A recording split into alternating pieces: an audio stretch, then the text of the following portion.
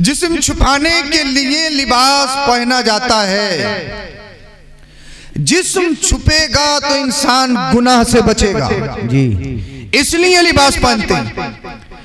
अगर इस माने से आयत को लें तो मतलब ये होगा मर्द औरत का लिबास, औरत मर्द की लिबास। शादी से पहले जो किया, शादी से पहले कितने गुल खिलाए वो आप जाने, अल्लाह बेहतर जाने। मगर जब आप शादी के बंधन में बन जाएं, जब आप निकाह के रिश्ते में जुड़ जाएं, जब आप रिश्ते अज़दवाजी से मुंसलिक हो जाएं, फिर जिस तरह कपड़ा पहनने से बदन की हिफाजत होती है, जिस तरह कपड़ा पहनने से शर्मगाहों की हिफाजत होती है, जब आप निकाह के बंधन में बन जाएं, जब आपकी शादी हो जाए, इस आयत का मतलब यह है फिर आपके जिस्म की, आपकी शर्मगाह की और आपकी निगाहों की हिफाजत हो जानी चाहिए। आप गुनाहों से तौबा करके सच्चे पक्के मुसलमान बन जाने चाहिए, क्योंकि लिबास कहा गया है इस जोड़े को, और लिबास से बदन की हिफाजत होती है, लिबास बदन को छुपाता है। तो फिर मतलब ये होगा कि मर्द अपने गुनाह, अपनी बीवी के गुनाहों के लिए लिबास बन जाए और बीवी अपने शोहर के गुनाहों के लिए लिबास बन जाए, यानी वो एक नई जिंदगी शुरू करें और अल्लाह का नेक बंदा होकर जिंदगी की स्टार्टिंग करें। इसका एक मतलब ये हुआ। दूसरा मतलब आप समाप्त करें और मैं बात आगे बढ़ाता हूँ। दूसरा मतलब ये होता है हम लिबास पहनते हैं खूबसूरती के लिए, तजम्मुल, ब्यूटी, हुस्न के लिए। इंसान इसलिए लिबास पहनता है अच्छा दिखूं, ब्यूटी में इजाफा हो जाए, इसलिए तो लिबास पहनता है। हाँ, कि मैंने ये लिबास पहना है, मैंने 10,000 का, मैंने 20,000 का, मैंने ब्लैकबेरी का पहना है, मैं शेराम का कपड़ा लाया हूँ, मैं फुला ब्रांड का कपड़ा लाया हूँ, मैं रेमंड का पहन रहा हूँ। मुझसे अच्छा कौन पहनता है? ताकि दिखने में अच्छा लगे, इंसान की ब्यूटी में इजाफा हो, इंसान के हुस्न और तजम्मुल में ज्यादती हो, इसलिए इंसान लिबास पहनता है कि मैंने इतना खूबसूरत लिबास पहना है, मैंने इतना हसीन जोड़ा पहना है, इसलिए पहना है ताकि खूबसूरत दिखूं। यानी बहुत सारे लोगों की नजर ये होती है खूबसूरत दिखूं और गरीबों को हकीर समझूं, पसमानदा लोगों को पैर की चप्पल समझूं। तो इंसान लिबास इसलिए भी पहनता है कि उसकी ब्यूटी में इजाफा हो, उसकी खूबसूरती में इजाफा हो, उसके हुस्न और तजम्मुल में ज्यादती हो। सुनो, अगर इस माने से आयत को लिया जाए तो मतलब ये होगा ए इंसान, जिस तरीके से लिबास पहनने के बाद इंसान की खूबसूरती में, इस इंसान के हुस्न और तजम्मुल में ज्यादती होती है, इंसान की ब्यूटी में इजाफा होता है। जब तू रिश्ते अज़दवाजी में मुंसलिक हो जाए, जब तू निकाह के बंधन में बन जाए, फिर तेरा मामला ये हो जाना चाहिए जब तेरे घर में बहू आए या अल्लाह अल्लाह बीबी को शोहर मिल जाए, शोहर को बीबी मिल जाए, फिर तुम्हारा घर लड़ाई फसाद का अड्डा नहीं बनना चाहिए, झगड़े का अड्डा नहीं बनना चाहिए, बल्कि तुम्हारा घर जन्नत का गहवारा बन जाना चाहिए, तुम्हारा घर सुकून का एक अड्डा बन जाना चाहिए। इसलिए लिबास इसलिए पहना जाता है इंसान की ब्यूटी में ज्यादती हो, इंसान के हुस्न और तजम्मुल में ज्यादती हो। तो इसी तरह से जब इंसान शादी कर ले, निकाह कर ले, तो फिर तमाम लड़ाई फसाद, झगड़ा, तलाक, ये काम वो काम, इन तमाम से अलग होकर इंसान एक नई जिंदगी की शुरुआत करे। वो शुरुआत क्या है? फिर तुम्हारा घर सुकून का गहवारा बन जाना चाहिए, जन्नत का गहवारा बन जाना चाहिए, और तुम्हें देखने के बाद दूसरे महसूस करें हाँ जिंदगी ऐसे गुजारी जाती है। जब शादी होती है तो शादी से जिंदगी में ये बहारें आती है, जब निकाह होता है तो निकाह करने से घरों में ये खुशहालियां आती है, जब निकाह होता है तो अल्लाह पाक निकाह की बरकत से घर में बेशुमार बरकतों का नुज़ूल अता फरमाता है, ताकि तुम्हें दूसरे लोग देखें तो कहने पे मजबूर हो जाए, अरे जब 15वीं सदी का सीरत मुस्तफा पर अमल करने वाला मुसलमान, कुरान और हदीस को फॉलो करना मुसलमान, जब उसकी जिंदगी शादी के बाद में इतनी खूबसूरत सी बन गई है, जब वो ऐसा है तो फिर उसका नबी कैसा होगा, उसका कुरान कैसा होगा, हदीस मुस्तफा कैसी होगी। सुभान अल्लाह, नारे तकबीर, नारे रिसालत, मसलके आला हजरत जिंदाबाद जिंदाबाद, माशाअल्लाह माशाअल्लाह। अच्छा, आप बोलना क्यों नहीं चाह रहे? ज्यादा समझ में आ रही है या आ ही नहीं रही? बिल्कुल है? तो बोल दो यार सुभान अल्लाह। आप अगर बोलोगे तो फिर मैं बोलने की कोशिश करूंगा, वरना मुझे कोई शिकवा शिकायत नहीं, आप सलाम भी पढ़ सकते हैं, मुझे कोई शिकवा शिकायत। सलाम पढ़ लें? हैं? अरे बताइए पढ़ लें? तो बस थोड़ा थोड़ा होठों को हिला दो। वैसे अच्छे टाइम बहुत हो गया, अब तुम अगर गर्दन को भी हिलाते रहोगे ना तो मैं समझ लूँ वहाँ जाग रहे हो। मत जबान मत खोलो आप, गर्दन बस गर्दन हिलाते रहो। इतना तो कर ही सकते हो या नहीं कर सकते हो? इतना है कर सकते हो तो हिला के दिखाओ जरा एक बार। अरे जबान हिला दो, अगर गर्दन नहीं हिल रही है तो कुछ तो दिखाओ कम से कम। बोलिए जरा सुभान अल्लाह। अब आगे सुनिए, अल्लाह अकबर कबीरा। निकाह किया जाता है। निकाह किस लिए किया जाता है? निकाह सुकून के लिए किया जाता है। निकाह जिंदगी को खुशगवार बनाने के लिए किया जाता है। निकाह इंसानी जिंदगी में खुशहाली पैदा करने के लिए किया जाता है। अल्लाह के रसूल सल्लल्लाहु अलैहि वसल्लम ने निकाह को बहुत पसंद फरमाया। आका करीम सल्लल्लाहु अलैहि वसल्लम इरशाद फरमाते, हुब्बिबा इलैया मिन दुनियाकुम अस्सलात अत्तीब वन निसा व जुइलत कुर्रतु ऐनी फी सलाह। ये लोगों, मुझे तुम्हारी दुनिया की 3 चीजें बहुत पसंद है। कितनी चीजें पसंद है? मुस्तफा ने फरमाया 3 चीजें बहुत पसंद है। क्या क्या पसंद है? आका इरशाद फरमाते, मुझे खुशबू बहुत पसंद है। बोलिए सुभान अल्लाह। मुझे खुशबू बहुत पसंद है। अत्तहारतु निस्फुल ईमान, तो पाकीज़गी तहारत ये आधा ईमान है। अल्लाह अल्लाह। भाई पाक रहने का मतलब ये नहीं है कि आपके लिए हर दिन नया जोड़ा हो, हर दिन नया लिबास हो, नहीं, बल्कि अल्लाह पाक ने आपको जितना भी दिया आप साफ सुथरे रहो, क्योंकि अल्लाह पाक इन्नल्लाह जमीलुन व युहिब्बुल जमाल, अल्लाह पाक जमील है और खूबसूरती को पसंद करता है। इसलिए अगर अल्लाह पाक ने आपको दिया है, आप अच्छे से अच्छा पहनिए, आप अच्छे से अच्छा यूज कीजिए, मगर एक बात अपने जहन में रखिए, उसमें तकब्बुर नहीं होना चाहिए, उसमें दूसरों को कमतर नहीं समझना चाहिए। अल्लाह पाक खूबसूरती को पसंद करता है। मुस्तफा ने इरशाद फरमाया, मुझे खुशबू बहुत पसंद है। और खुशबू कैसी? जिन राहों से मुस्तफा गुजरते सहाबा रास्ता नहीं पूछते, बल्कि खुशबू से पहचान लेते इधर मुस्तफा गुजरे हैं। बोलिए सुभान अल्लाह। आला हजरत कहते हैं, उनकी महक ने दिल के हुज्जे खिला दिए हैं, जिस राह चल दिए हैं कूचे बता दिए हैं। अल्लाह अल्लाह। मुस्तफा ने फरमाया, मुझे खुशबू बहुत पसंद है। खुशबू का तो ये कमाल, खुशबू का तो ये कमाल, खुशबू का तो ये कमाल। अल्लाह अल्लाह। मुस्तफा जिस पे हाथ रख दे उसकी नस्लों से खुशबू ढूंढे। आपके और हमारे नबी जिस पर हाथ रख दे उनकी नस्लों से खुशबू फूटे। एक बात मैं आपको बताऊं, कई नबी दुनिया में ऐसे तशरीफ लाए, उनके अलग अलग मोज़े थे, उनके अलग अलग मोज़े थे। मसलन हजरत यूसुफ अलैहिस्सलाम कितने खूबसूरत उनकी खूबसूरती की मिसाल दी जाती है। अल्लाह अल्लाह, इतने खूबसूरत, अल्लाह अकबर कबीरा। मगर जो हुस्न मेरे मुस्तफा का है, जो क्वालिटी आपके और मेरे नबी की है, जो खूबसूरती मेरे मुस्तफा की है, वो दुनिया में किसी की नहीं। हजरत यूसुफ अलैहिस्सलाम खुद खूबसूरत थे और मुस्तफा करीम सल्लल्लाहु अलैहि वसल्लम खुद भी इतने हसीन और जमील, जिस उज़्व को देखो ऐसा लगता कि पूरी जिंदगी मुस्तफा के इसी उज़्व को देखकर गुजार दो। अल्लाह अल्लाह, मेरी जिंदगी की शाम हो जाए। और बात तो ये है, मुस्तफा अगर काले पे हाथ फेर दे तो उसे भी खूबसूरत बना दे। यानी नबी करीम सल्लल्लाहु अलैहि वसल्लम खुद भी खूबसूरत है और खूबसूरत बनाने वाले भी हैं। तो आका ने इरशाद फरमाया, मुझे खुशबू बहुत पसंद है। दूसरी चीज आका ने इरशाद फरमाया, अन्निसा, मुझे औरतें बहुत पसंद है। अब औरतों में चाहे माँ हो, मुझे माँ भी बहुत पसंद है। बोलो जरा सुभान अल्लाह। माँ हो, मुझे माँ भी बहुत पसंद है। बहन हो, मुझे बहन भी बहुत पसंद है। अल्लाह अल्लाह। चाहे बेटी हो, मुझे बेटी भी बहुत पसंद है। बीबी हो, अगर औरत की शक्ल में, मुझे बीबियां भी बहुत पसंद है। बोलिए सुभान अल्लाह। हर एक का मकाम अलग अलग, क्योंकि मुस्तफा करीम सल्लल्लाहु अलैहि वसल्लम जब तक दुनिया में तशरीफ नहीं लाए, पूरी दुनिया का अगर आप सिस्टम देखेंगे दरहम भरम था, बिलखुसूस खवातीन के मामले में। यानी पूरी दुनिया में औरतों के लिए कोई प्रोटेक्शन नहीं, औरतों के लिए कोई हिफाजत नहीं, औरतों के लिए अल्लाह अल्लाह पूरी दुनिया में दरिंदियत, औरतों के लिए अल्लाह अकबर कबीरा पूरी दुनिया में न जाने कितने प्रोपेगेंडे थे। पूरी दुनिया में किसी औरत को कोई मकाम नहीं, किसी औरत को कोई इज्जत नहीं। अब मदीने वाले मुस्तफा आए तो आका ने इरशाद फरमाया, ए लोगों, मुझे तुम्हारी दुनिया की 3 चीजें पसंद है। पहली चीज, मुझे खुशबू बहुत पसंद है। दूसरी चीज आका ने इरशाद फरमाया, मुझे औरतें बहुत पसंद है। मुझे औरतें बहुत पसंद है। मुझे औरतें बहुत पसंद है। है। अल्लाह अल्लाह।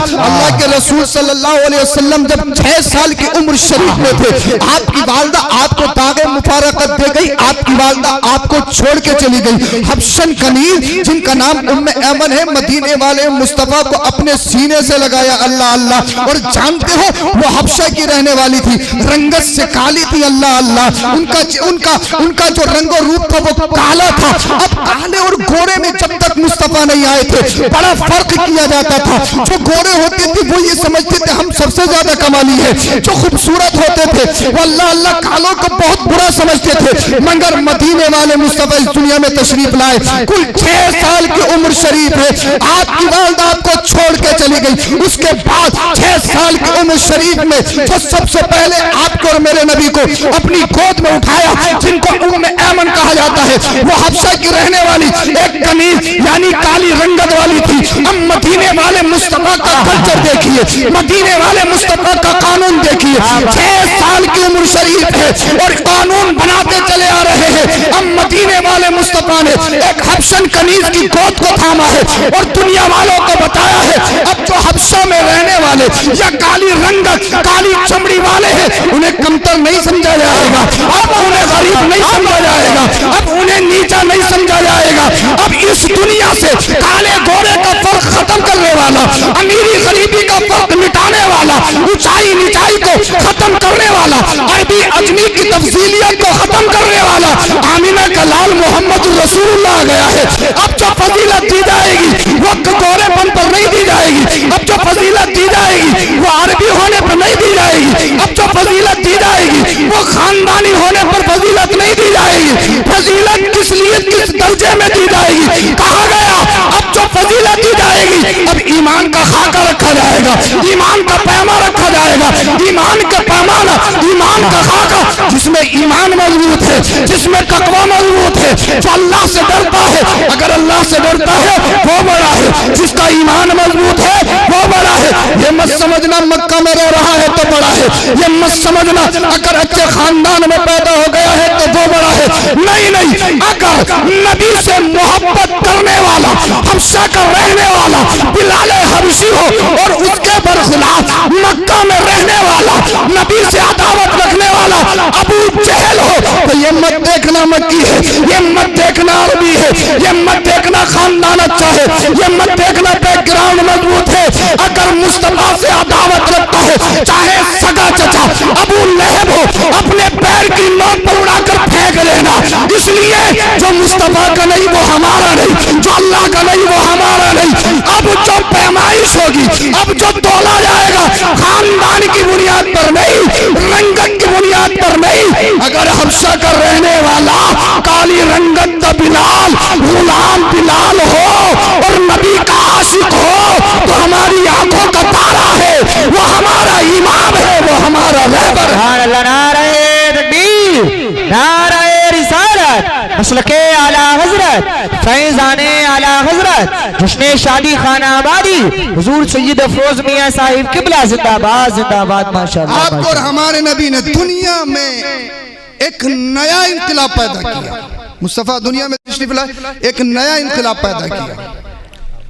अल्लाह अकबर। मुस्तफा ने फरमाया मुझे औरतें बहुत पसंद है, और जिस माँ ने आपको दूध पिलाया, रजाई माँ, जिनको हजरत हलीमा रज़ियल्लाहु ताला अन्हा कहा जाता है, जब आप आती तो आप उनकी ताजीम के लिए खड़े हो जाते हैं, जिनके लिए कायनात खड़ी होती है, एक रजाई माँ के लिए। आज तो माँ को सलाम करने में बेइज्जती महसूस होती है, नहीं, इंसल्ट महसूस होती है। माँ बाप को सलाम नहीं करती है, घर में कहीं से भी आए कभी तौफीक नहीं होती कि हम सलाम करें। माँ बाप को देखकर खड़ा होना तो बहुत दूर की बात है। इतने इतने बदतमीज हो गए, जबानें नहीं संभाली जा रही, माँ बाप को कुछ समझ ही नहीं रहे और अपने आप को बड़ा तुर्रम खान समझ रहा है। हाँ, बड़ा तुर्रम खान समझ रहा है अपने आप को। माँ बाप के साथ में वो बदतमीजी, वो हैरत अंगेज बातें आज के दौर में अल्लाह खैर फरमाए हमारी कौम पर।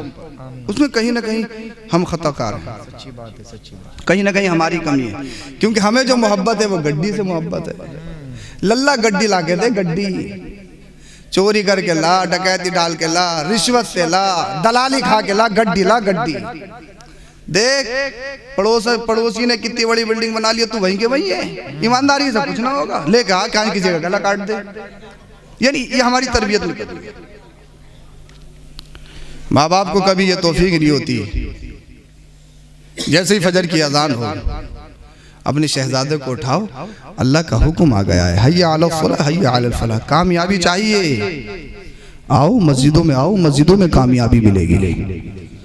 बोल दो नमाज की बात है, बोल दो, हाँ नमाज की बात है, बोल दो। बोले हजरत बस यही मत कहिए और कुछ भी कह लो, बस यही मत कहिए। अभी हम एक बारात में गए 5-6 दिन पहले, भाई हमें नमाज पढ़वा दो, तो ऐसे कह रहे थे हमसे जैसे कि मुसलमान ही नहीं है, हम ही अकेले मुसलमान हैं। हाँ कई गाड़ियां साथ में थी, मैं कहा भाई तो हमें ऐसी हैरत की निगाह से देख रहा हो जैसे नमाज हम ही पे फर्ज है, तुम पे फर्ज ही नहीं है। अल्लाह अकबर कबीर, ये नहीं मतलब लापरवाही। हालांकि हदीस पाक में बयान किया गया, मन तरक सलात मुतअम्मिदन फक़द कफर, जिसने जानबूझकर नमाज छोड़ी उसने कुफ्र किया। अल्लाहु अकबर, अल्लाह। उलमा अहनाफ ने इसकी तावीलें पेश की हैं, मगर कितना बड़ा गुनाह, जिसने नमाज को तर्क किया उसने कुफ्र किया। तावीलें मौजूद हैं वो ठीक, मगर अल्लाह के रसूल सल्लल्लाहु अलैहि वसल्लम ने एक हदीस पाक में इरशाद फरमाया कि मुसलमान और काफिर के दरमियान फ़र्क यही है कि मुसलमान नमाज पढ़ता है। बोल दो यार सुभान अल्लाह। तुम जलसों में भी आते हो तो यही सोचते हो, बोले यार इंजॉय हो जाए, इंजॉय हंसने की बातें हो जाए, वो नहीं भूलते हो इंजॉय हो जाए, चाहे कुछ मिले या नहीं मिले। इंजॉय मत ढूंढा करो ज्यादा, इंजॉय के चक्कर में पड़ोगे, जिस दिन इजराइल अलैहिस्सलाम आ गए बड़े बड़े अच्छों के इंजॉय खत्म हो गए, और आएंगे, ऐसा नहीं कि छोड़ देंगे, आएंगे, अभी भी आ सकते हैं जलसे में। अरे डर क्यों रहे हो मौत से? जलसे में मौत आ जाए तो डायरेक्ट जन्नत में जाएगा। अरे मौत तो आनी है भाई, अल्लाह और उसके रसूल का जिक्र करते करते आ जाए, सुनते सुनते आ जाए, तो इससे बेहतर कौन सी मौत होगी? मरना तो है ही, सबको मरना है, आज किसी और की बारी, कल को आपकी और हमारी बारी, मरना तो है ही। तो आका ने इरशाद फरमाया, पूरी दुनिया को खासकर खवातीन को मेरे आका करीम सल्लल्लाहु अलैहि वसल्लम ने वो मकाम बख्शा, कोई मजहब नहीं बख्श पाया है। हाँ औरतों को बहुत बड़ा मकाम अता फरमाया। आका ने इरशाद फरमाया 3 चीजें पसंद हैं, खुशबू, औरतें, वजुइलत कुर्रतु ऐनी फिस्सलाह, मेरी आंखों की ठंडक नमाज भी बहुत पसंद है। बोल दो जरा सुभान अल्लाह। अब तो ठंडक गाने सुन सुन के, सीरियल देख देख के, पबजी खेल खेल के हो जा रहे हैं। क्या फरमाया आका ने, मेरी आंखों की ठंडक नमाज है, नमाज, नमाज से करीब आओ, मस्जिदों को आबाद करो। सिर्फ इमाम और हाफिज कारी पर ही नमाज फर्ज नहीं है, सिर्फ ज़ईफों पर नमाज ही फर्ज नहीं है। जवान तो ये सोचते हैं बस हमारी जिम्मेदारी गाने सुनना, गाली देनी, और अगर अल्लाह ने ताकत दी है तो किसी को भी मार देना, बस यही काम है। इससे निकलो, इसके आगे भी कुछ दुनिया है। अल्लाह पाक आपसे इरशाद फरमाएगा, बरोज़ हश्र की जवानी दी थी कहाँ गुजारी है?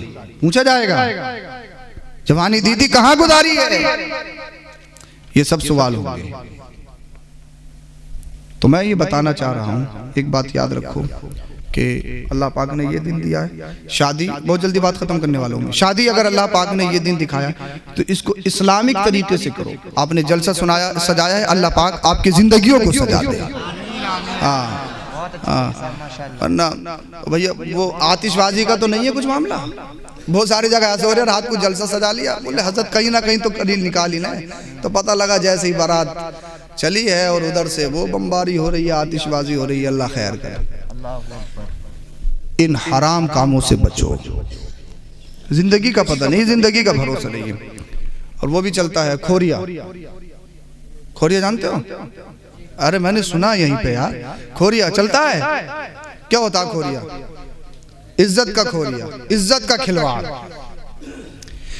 यानी भाई या शहजादा बारात लेके निकला बहू लाने के लिए, घर में खोरिया शुरू। मेरी माँ, उसकी बेटी जवान, न बेटी की हया, न बेटी को माँ की हया, न बहन को बहन की हया, वो बदतमीजियां। फिर कुछ हो जाए कहती करवा दिया करवा दिया करवा दिया, पता नहीं किसने करवा दिया, पता नहीं किसने करवा दिया। हम देखें अपनी जिंदगी पे कि किसने करवाया या हमने करवाया। घर में खोरिया हो रहा, पता लगा कि बारात लेने के लिए दुल्हन लेने के लिए शहजादा गया था, एक्सीडेंट हुआ, काम खत्म। कितने ऐसे वाकयात हैं, बेशुमार वाकयात, और घर में खोरिया चल रहा है। अरे भाई, मौत का किसी को कुछ मालूम है? नहीं। ये बदतमीजियां घरों में खत्म करो, ये दरिंदियां, ये बेहयाई खत्म करो।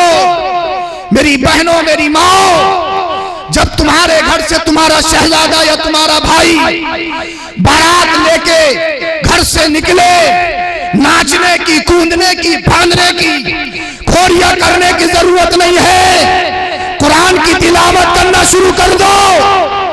बोल दो यार सुभान अल्लाह, बोल दो जरा सुभान अल्लाह बोलो। कुरान की तिलावत करना शुरू कर दो। और मेरी माँ, तुझे ढोल बजाने की जरूरत नहीं है, उल्टे सीधे गीत गाने की जरूरत नहीं है, बेहयाई को फरोग देने की जरूरत नहीं है। ये आवारों के तरीके हैं, ये गैरों के तरीके हैं, ये मुसलमानों के तरीके नहीं हैं। तेरा काम ये होना चाहिए, जब तेरा शहजादा बारात लेके घर से निकले, अल्लाह अल्लाह, तू जल्दी से वुजू बना ले, मुसल्ला उठा दे और 2 रकात नमाज नफल शुक्राने के अदा कर, सजदे में चली जा, रोने लग, गिड़गिड़ाने लग। ए अल्लाह, मेरा शहजादा एक दुल्हन लेने के लिए गया है, बारात लेने के लिए गया है, उसकी आज से जिंदगी, एक नई जिंदगी की शुरुआत होने वाली है। ए अल्लाह, खैर आफियत के साथ मेरे शहजादे की दुल्हन मेरे घर में ला। ए अल्लाह, मेरे शहजादे को बीमारी से दूर फरमा, मेरे शहजादे को बेहयाई से दूर फरमा, मेरे शहजादे को तलाक, कचहरी, थाना, मुकदमात से दूर फरमा। मुझे बताओ, जब एक माँ सजदे में अपना सर रख के बेटा बारात लेके चला है, माँ मुसल्ले पे है, रब की बारगाह में सर को झुकाई है और अपने रब की बारगाह में दुआएं कर रही है। ए अल्लाह, खैरातियत के साथ मेरे घर मेरे बेटे की बारात वापस आए। ए अल्लाह, बारात की हिफाजत फरमा, मेरे बेटे की जिंदगी को खुशहाल फरमा दे।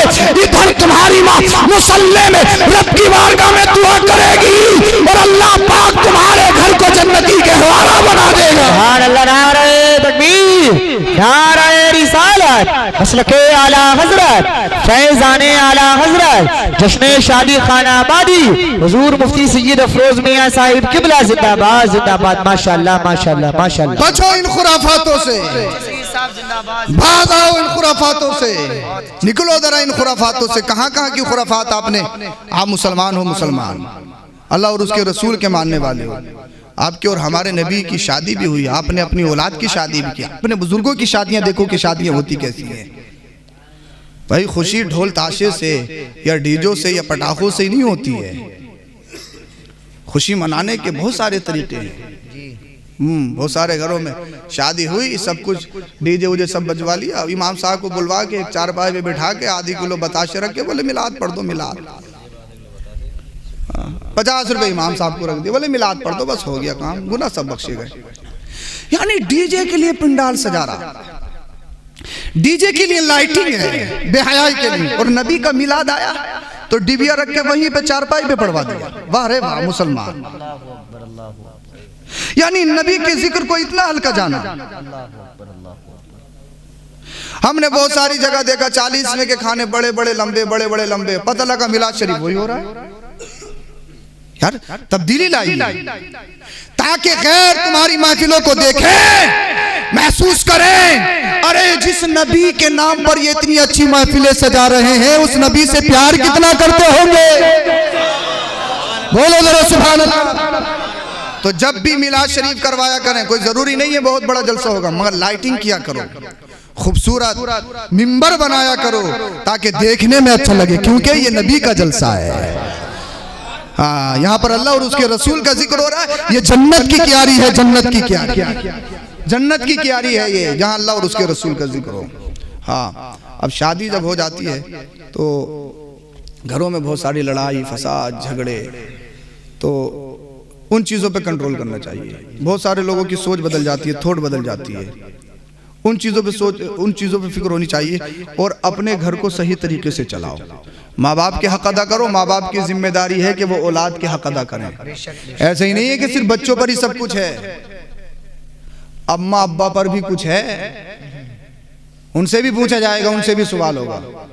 हाँ, सिर्फ बच्चों पर ही नहीं है। वो सारे लोग सोचते हैं बोले यार बच्चों पर ही है, 50-60 साल की उम्र हो गई, चारपाई पे बैठे पूरा दिन जो गाली दे रहे हैं बच्चों को, ये भी तो दिक्कत है। पूरा दिन गाली दे रहे हैं, बेवजह गाली दे रहे हैं बच्चों को। तो बच्चों पर भी लाजमी है और अम्मा अब्बा पर भी बच्चों के लिए लाजमी है कि उनकी अच्छी तरबियत की जाए। अगर अच्छी तरबियत नहीं की गई पूछा जाएगा हश्र में, हश्र में पूछा जाएगा बच्चों को क्या पढ़ाया था? हमने तो 1 करोड़ की बिल्डिंग बना के दी थी। पूछा जाएगा हश्र में बच्चों को क्या सिखाया था? हमने तो 100 बीघा जमीन खरीदी थी। सब बेकार भाई, फुटपाथ पर रहते हो, कच्चे मकान में रहते हो, नहीं होगा सवाल कहां रहते हो। यह सब फानी चीज है, मरना है मरना। मैं ये नहीं कहता कि पक्के मकान मत बनाओ, मैं ये नहीं कहता कि जमीन मत खरीदो, मैं ये नहीं कह रहा हूं कि प्रॉपर्टी मत बढ़ाओ, मगर सबसे पहले अपने बच्चों को इंसान और मुसलमान जरूर बना दो। वो तुम्हारी कब्र में काम आएगा, वरना पता लगा 1 करोड़ अरबों रुपए की प्रॉपर्टी है और जब मरने का नंबर आया तो शहजादा हाथ पे हाथ बांधा खड़ा है एक तरफ, वो नमाज पढ़ लो, याद नहीं है, याद अम्मा अब्बा का जनाजा है और इसके नमाज ही याद नहीं है, पढ़ने के लिए तैयार नहीं है। जुमेरात में इमाम साहब ना हो, मस्जिद में इमाम साहब तो जुमेरात की फातह तक नहीं हो मुसलमानों के घर में, खींचे फिर रहे हैं जुमेरात में, इमाम साहब हमारे घर, इमाम साहब हमारे घर, उसने नंबर ले लिया तो वो इमाम साहब हमारे घर, इमाम साहब हमारे घर। अब कुंडों की नियाज आ गई है, देखो अल्लाह खैर फरमाए, हाँ अल्लाह खैर फरमाए। हाँ, शब बारात आ गई तो अल्लाह खैर फरमाए, एक उधर को खींच रहे एक उधर को, तो भाई किसी के यहाँ तो पहले जाएंगे, किसी के यहाँ पहले चले जाओ। हाँ, मालदारों के यहाँ तो जाओगे, हाँ मालदारों के यहाँ तो जाओगे। अब एक इमाम साहब यार एक ही जगह तो जाएंगे, भैया गौसे पाक करम कर दें तो फिर 70 के यहाँ भी जा सकते हैं एक वक्त में। बोल दो यार सुभान अल्लाह, सब आशिक होना, बोलिए जरा सुभान अल्लाह। तो मतलब अगर इमाम साहब ना हो मस्जिद में तो हम अम्मा अब्बा कोई साले सवाब भी नहीं कर सकते जुमेरात में। ये हालत है मुसलमानों की, और हैं बहुत बड़े, हैं बहुत बड़े। निकाह में आ जाओ ना पता लगता कितने पानी में। कलमे याद नहीं है मुसलमानों के, कलमे याद नहीं है मुसलमानों के, कलमे हैं बहुत बड़े, तुर्रम का फुला साहब फुला साहब फुला साहब फुला साहब हैं। जब कलमे का नंबर आया तो पसीना निकल रहा माथे से। क्या हुआ? जाड़े में पसीना कैसे, जनवरी में पसीना कैसे? हैबत हो रही है हजरत, हैबत, घबराहट हो रही है, घबराहट। हम पढ़ा रहे यूं ही तो कह रहा हुई हुई ला शरीका लाल शरीका। उसने कभी कलमे सीखे, कभी कलमे पढ़े ही नहीं। ये हाल है मुसलमानों का, और है बहुत बड़े साहब, हैं बहुत बड़े। अब मुझे बताइए, जिस मुसलमान के कलमा याद ना हो, जिस मुसलमान के दीन का इब्तिदाई हिस्सा याद ना हो, कैसा मुसलमान? गोश्त में बहुत आगे, काली पोलोथीन वाला मिल जा, खिलाए जाओ, कितना ही खिला दो। समझ तो सब रहे हो तुम, काली पोलोथीन वाला जानते हैं? हाँ, हलाल हो या नहीं हो कोई मतलब नहीं, मिल जा, जबान पर चटकारा लग जाए बस। खाने के चक्कर में हम बहुत आगे हो गए, और जितने भी रेस्टोरेंट खुल रहे हैं देख लो, मुरादाबाद संभल यहाँ भी हैं, सब मुस्लिमों से भरे पड़े हैं, खाने पीने में बहुत आगे। आज के दौर में ये ट्रेंड चल पड़ा है, नौजवान लड़के तो घर में खाना खा ही नहीं रहे, वो तो रेस्टोरेंट पे ही रातों दिन। अल्लाह खैर, शौक इतने बड़े हो गए, यानी चाय पीने जा रहे हैं, संभल चंदोसी चाय, रातों में चाय पीने जा रहे हैं। अल्लाह खैर फरमाए। और कल में याद नहीं नवाब साहब के किस चीज के मुसलमान है? घबराहट घबराहट घबराहट। निकाह में इतनी घबराहट तो सोचो तो सही। अब जबान लड़खड़ा रही है, मौत आ गई, कब्र में गया, फरिश्ते ने कहा मा कुंत तकुल फी हक़ हाज़ा रजुल, बताइए कौन है?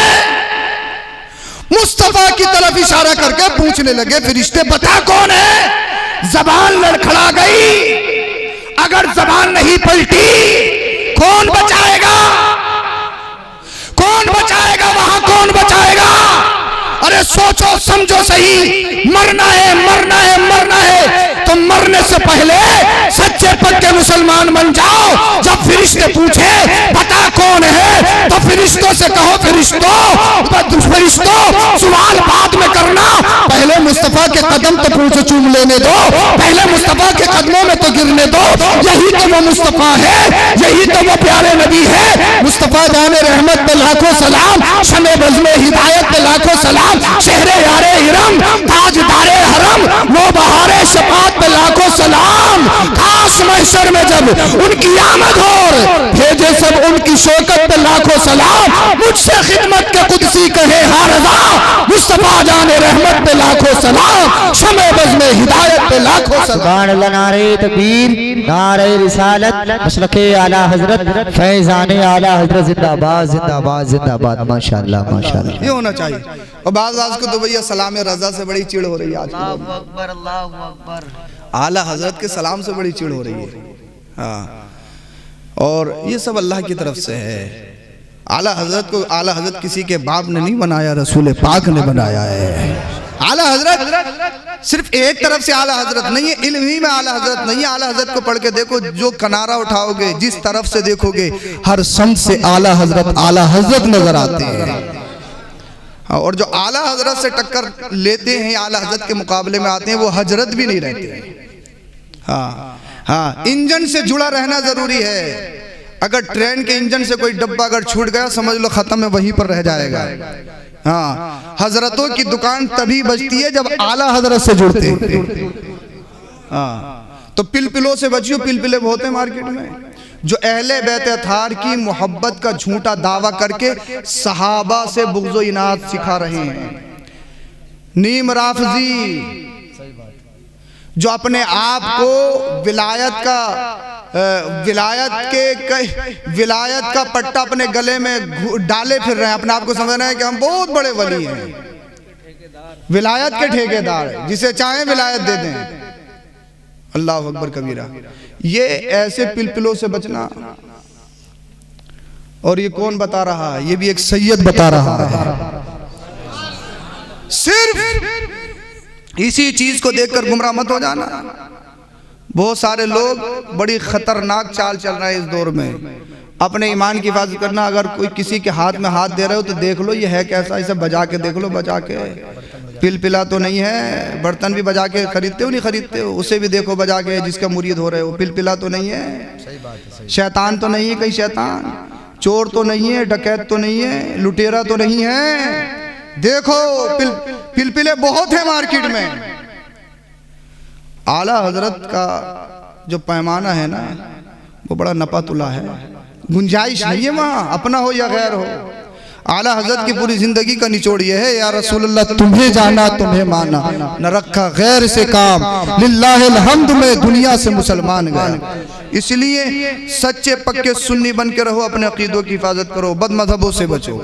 और मेरे नौजवानों के लिए एक लास्ट पैगाम ये है, हमेशा अपने माँ बाप के कदमों में रहो। माँ बाप की कभी तौहीन मत करना, माँ बाप की कभी बेअदबी मत करना। मैंने आपको इतना सुना दिया, आप सुनने वाले नहीं थे, मगर मैंने सुना दिया, मेरे भी दिमाग में नींद घुसी हुई है, अब मेरी भी उतर गई है। बस लास्ट पैगाम आपके लिए, बात मैंने खत्म कर ली।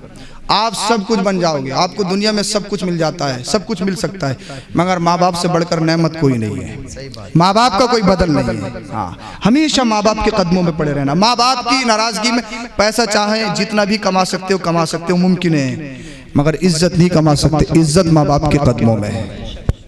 इसीलिए जो माँ बाप की तौहीन करते हैं या उलमा की तौहीन करते हैं, हो सकता है कि वो उनका खात्मा कुफ्र पर हो।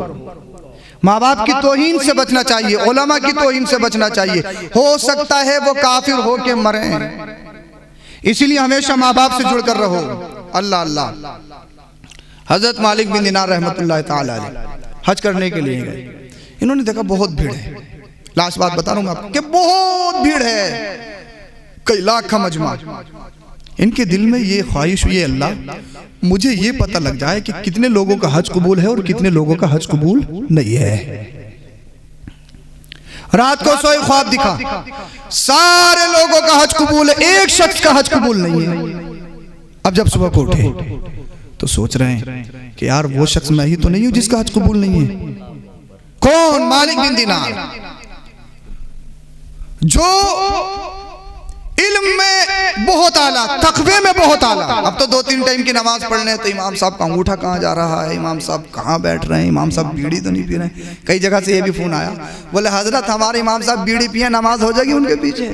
और मैंने कहा जो तू रात दिन शराब पी रहा है, मतलब ये भी पूछ लेते हैं कि बीड़ी पीने वाले के पीछे नमाज होगी या नहीं होगी।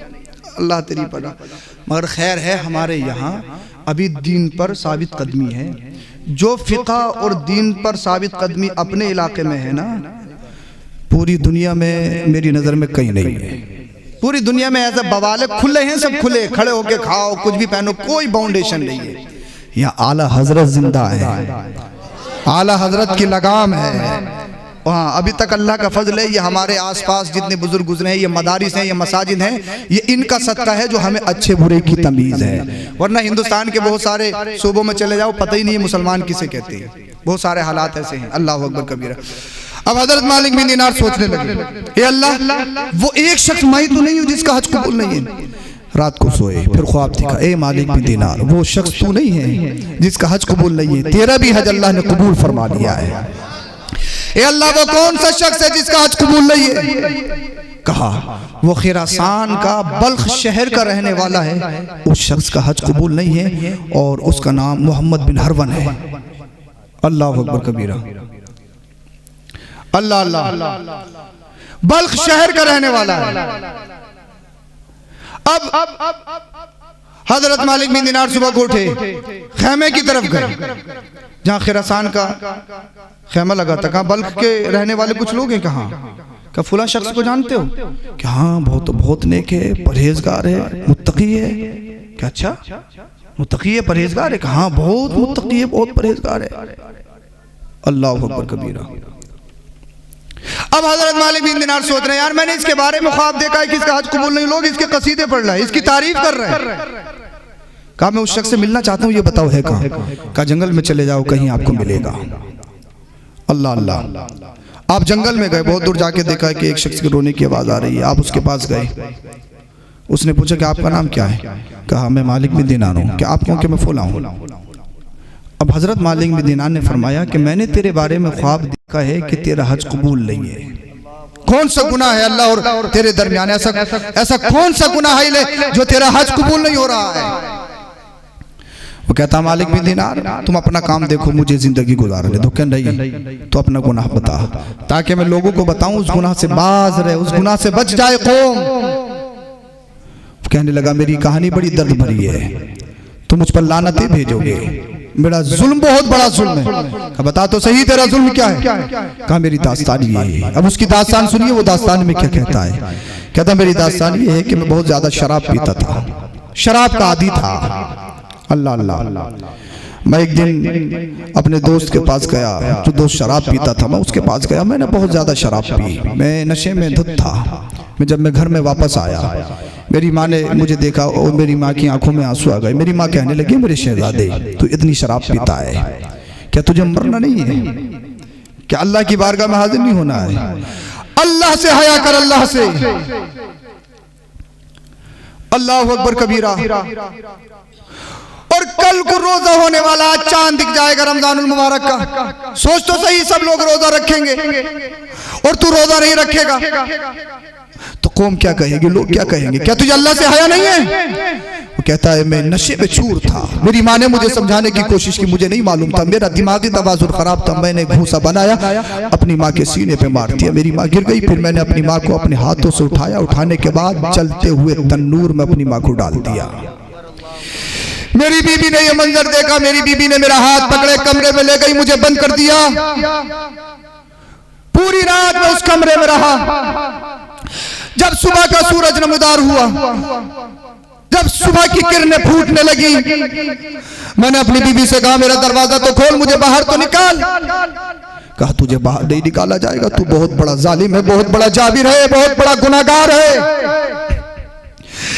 ये कहता है कि मेरा नशा उतर चुका था, मेरा दिमागी तवाज़ुन ठीक हो चुका था। मैंने अपनी बीबी से कहा मेरा गुनाह तो बता, मेरा जुर्म तो बता, मेरी खता तो बता, कौन सी खता है, मैंने कौन सा जुर्म किया है? कहा मुझे कुछ याद नहीं था। अल्लाह अल्लाह। मेरी बीबी ने कहा, तू बहुत बड़ा जालिम, बहुत बड़ा चाबिर है, बहुत बड़ा गुनाहगार है। मेरी बीबी ने मेरा दरवाजा खोला, मुझे हाथ पकड़ के तन्नूर की तरफ ले गई। जब मैंने तन्नूर में जाके देखा तो मैंने क्या देखा कि मेरी माँ जलकर कोयला बन चुकी थी। कहने लगा, जब मैंने इतना देखा कि मैंने अपनी माँ को अपने हाथों से जलते हुए तन्नूर में डाल दिया, वो जल जल कर कोयला बन गई। मैं अपनी माँ का कातिल हूँ। मैंने अपनी माँ पर इतना बड़ा जुल्म किया कि अपनी माँ को अपने हाथों से कत्ल कर दिया, जलती हुई आग में तन्नूर में फेंक दिया। कहता मैं रोने लगा, चिल्लाने लगा, मेरा नशा उतर चुका था, मेरी जहन की गिरे खुल चुकी थी, मेरा दिमागी तवाज़ुन बिल्कुल ठीक तंदुरुस्त हो गया था। अब मुझे तमीज होने लगी थी, लेकिन अफसोस के अलावा कुछ नहीं था कि मैंने अपनी माँ को जिंदा आग में जला दिया। वो कहता है मैं दरवाजे के करीब आया, मैंने अपना हाथ दरवाजे में रखा, दरवाजा खींचने के बाद मैंने जिस हाथ से अपनी माँ को घूंसा मारा था उस हाथ को काट दिया, उसमें एक गुलमेख लगाई। फिर मैंने अपने हाथ पैरों में जंजीरें डालनी। उसके बाद अल्लाह अल्लाह मेरे पास जितना माल था, जितना पैसा था, सब खर्च कर दिया, सब सदका कर दिया, सारी प्रॉपर्टी अल्लाह की राह में खर्च कर दी। फिर मैं मक्का शरीफ की तरफ निकल आया। 40 साल हो गए मुझे मक्का शरीफ आए हुए। 40 साल से लगातार हज कर रहा हूँ। 40 साल से कंटिन्यू तवाफ कर रहा हूँ, सफा मरवा की सही कर रहा हूँ। 40 साल से लगातार हर दिन रोजा रखता हूँ, मेरा कोई दिन छूटता नहीं है। मैं 3 दिन या 7 दिन बाद थोड़ा सा खाना खाता हूँ। मैं इफ्तारी में पानी लेता हूँ, सहरी में इफ्तारी लेता हूँ, उसके अलावा कुछ नहीं खाता। पूरी रात जाकर अल्लाह को मनाता हूँ। लेकिन 40 साल हो गए मालिक बिन दिनार। हर साल एक अल्लाह वाले को मेरे मुतालिक ख्वाब दिखता है कि मेरा हज कबूल नहीं है, ये मेरी सजा है, ये मेरी सजा है, ये मेरा जुर्म था, ये मेरा जुल्म था जिसकी सजा मैं भुगत रहा हूँ। हजरत मालिक बिन दिनार ने जब इतना सुना, उसके चेहरे के करीब अपने चांटे को किया और कहा, दूर हो जा, कहीं ऐसा ना हो कि अल्लाह का अज़ाब नाजिल हो जाए और मैं भी अल्लाह के अज़ाब में गिरफ्तार हो जाऊं। तो बहुत बड़ा जालिम है, बहुत बड़ा चाबिर है। तूने अपनी माँ को कत्ल किया, जिस माँ ने तुझे 9 महीना पेट में रखा, जिस माँ ने तेरे सुकून के लिए अपने चैन को बर्बाद कर दिया, जिस माँ ने तेरे सुकून के लिए अपने हर सुकून को खत्म कर दिया, तूने उस माँ का कत्ल किया, उस माँ को जलते हुए तन्नूर में डाला, तूने उस माँ को अल्लाह अल्लाह जिंदा जला दिया। हजरत मालिक बिन दिनार वहां से चले गए, एक जगह चले गए, अल्लाह अकबर कबीरा, और उस पर अफसोस करने लगे, यार ये कैसा बंदा, इसने अपनी माँ को कत्ल किया, इसने अपनी माँ को मारा है। अल्लाह अल्लाह अल्लाह अकबर कबीरा। अब उस शख्स ने अपने रब की बारगाह में सर को रखा है, अल्लाह ए रब, तू रहीम है, तू करीम है, तू सत्तार है, तू गफ्फार है। अल्लाह तेरा रास्ता, तेरा दरवाजा, तेरा दर छोड़ के कहा जाऊं तो मुसब्बिबुल असबाब है। अल्लाह तू रहीम है, रहम करने वाला है, तू करम करने वाला है, तू गुनाहों को माफ करने वाला है, तू गुनाहों पे पर्दा डालने वाला है। अल्लाह मैंने जब अपनी माँ को कत्ल किया था, अपनी माँ को आग में डाला था, मैं नशे की हालत में था, मेरा दिमागी तवाज़ुन ठीक नहीं था। अल्लाह परवरदिगार आलम ये बता, मैं तेरा दर छोड़ के कहा जाऊं, मैं तेरे अलावा किससे माफी मांगू? अल्लाह मेरा हज कबूल नहीं। 40 साल लगातार हज करते हुए हो गए, 40 साल लगातार रोजे रखते हो गए। अल्लाह मेरा कोई हज कबूल नहीं, मेरा कोई रोजा कबूल नहीं, मेरा कोई सजदा कबूल नहीं, कोई इबादत कबूल नहीं, न रातों का जागना, दिन में रोजे रखना, कोई इबादत, कोई सदका, कोई खैरात, कोई कबूल नहीं है। ए अल्लाह ये बता, तू तो मुसीबत को दूर करने वाला है, तू तो परेशान हालों की परेशानियों को दूर करने वाला है। अल्लाह तेरा दरवाजा, तेरा दर छोड़ के कहा जाए? परवरदिगार आलम, मैं सिद्क दिल से, सच्चे दिल से तेरी बारगाह में दुआ करता हूँ, रो रहा हूँ, गिड़गिड़ा रहा हूँ। अल्लाह मेरे गुनाह को माफ फरमा दे, मेरे गुनाह को माफ फरमा दे, मेरे गुनाह को माफ फरमा दे। अल्लाह अल्लाह। उधर हजरत मालिक बिन दिनार की आंख लग गई, ख्वाब देखा। ख्वाब में क्या देखते हैं? अल्लाह अल्लाह। उस शख्स को 3 दिन 3 रातें इस दुनिया के हिसाब से जहन्नम में डाला गया। उसके बाद में उससे कहा गया, तेरे रब ने तुझे माफ कर दिया है, मगर जब हश्र का दिन होगा तुझे एक सवारी पे बिठाल कर अल्लाह अल्लाह फरिश्ते जहन्नम की तरफ लेके जाएंगे और तेरी माँ को सामने खड़ा किया जाएगा। अगर हश्र के दिन, जिस दिन अल्लाह अल्लाह सूरज सबा नेज़े पर होगा, ये खोपड़ियां खोल रही होंगी, यौमा यफ़िरुल मर'उ मिन अख़ीही व उम्मी, पूरी आयत, हर एक रिश्तेदार, हर एक करीबी एक दूसरे से भाग रहा होगा, कोई किसी का पुरसाने हाल ना होगा। उस सख्त वाले दिन में तुझे तेरी माँ के पास से गुजारा जाएगा। अगर तेरी माँ ने तुझे माफ कर दिया तो समझ ले तुझे माफी का परवाना दिया जाएगा। अगर तेरी माँ ने तुझे माफ नहीं किया तो तेरे 40 साल के हजों को तेरे मुंह पे मार दिया जाएगा। अगर तेरी माँ ने तुझे माफ नहीं किया तो तेरे 40 साल का खाने काबा का तवाफ तेरे मुंह पे मार दिया जाएगा। सफा मरवा की सही बेकार हो जाएगी। 40 साल के रोजे तेरे मुंह पर मार दिए जाएंगे। अल्लाह अल्लाह, अब मैं तुमसे कहना चाहता हूँ, अपने माँ बाप को गलत सलत बोल देते हो। अगर 3 बच्चे हैं तो एक छोटा कहता 8 दिन उसके पास, मिजला कहता 8 दिन उसके पास, बड़ा कहता 8 दिन उसके पास। अगर माँ बाप को अगर तबाही ना दो, अल्लाह अल्लाह हिसाब लगने लगता, पिछली मर्तबा मैंने सिर्फ दिलवाया था, इस मर्तबा तू दिलवाएगा। अल्लाह अल्लाह, बच्चों पे 1000 1 लाख रुपए उठा दो, कभी हिसाब नहीं होता। मगर 3 शहजादे हैं, 2 माँ बाप है, अल्लाह अल्लाह उनके एक एक रुपए पे हिसाब, एक एक रुपए पे लड़ाई कि 8 दिन तू खिलाएगा, 8 दिन तू खिलाएगा, 8 दिन तू खिलाएगा। पिछली मर्तबा मैंने दवाई दिलवाई, इस मर्तबा तू दवाई दिलवाएगा, अगली मर्तबा तू दवाई दिलवाएगा।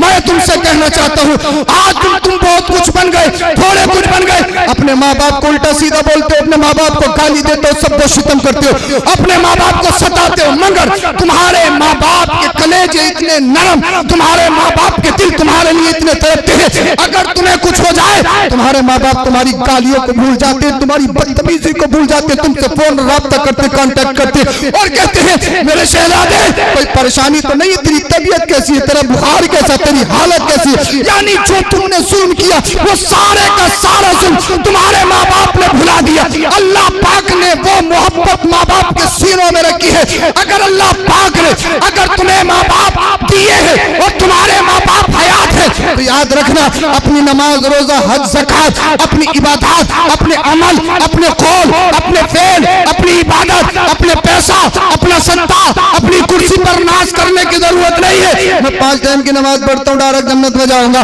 मैं तहज्जुद पढ़ता हूँ, डायरेक्ट जन्नत में जाऊंगा। मैं बहुत बड़ा अल्लामा फहामा मुफ्ती वक्त हो गया, मैं डायरेक्ट जन्नत में जाऊंगा। सामने पुला साहब हो गया, मैं डायरेक्ट जन्नत में जाऊंगा। मैंने 10 हज कर लिए, डायरेक्ट जन्नत में जाऊंगा। मैंने 10 मस्जिदें बनवाई है, मैं 10 मदरसे चलाता हूँ, मैं मदरसे में बच्चों को खाना खिलाता हूँ, डायरेक्ट जन्नत में जाऊंगा। हरगिज़ नहीं, हरगिज़ नहीं, एक मस्जिद नहीं, 1000 मस्जिदें बनवा दो, एक मदरसा नहीं, 1000 मदरसे बनवा दो।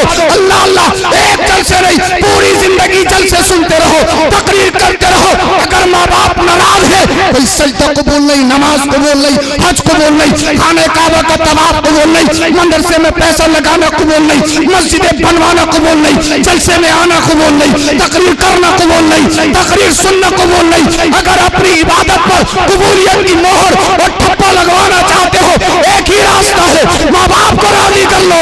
माँ बाप राजी हो गए, अल्लाह राजी हो जाएगा, रसूलुल्लाह राजी हो जाएगा।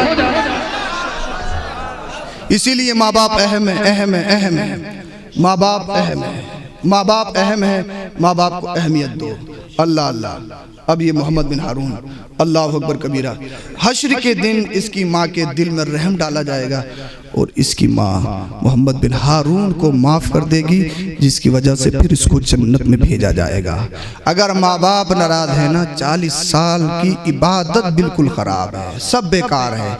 माँ बाप की नाराज़गी में विलायत सल्ब कर ली जाती है। इसीलिए हमेशा माँ बाप के कदमों में रहो, माँ बाप को राज़ी रखो। अल्लाह पाक हम सबों को अमल की तौफीक अता फरमाए, इस शादी में बरकतें अता फरमाए। कलमा शरीफ पढ़िए, ला इलाहा इल्लल्लाहु मुहम्मदुर रसूलुल्लाह अस्तगफिरुल्लाहल अज़ीम व मा अलैना इल्लल बलाग। अस्सलामु अलैकुम व रहमतुल्लाह।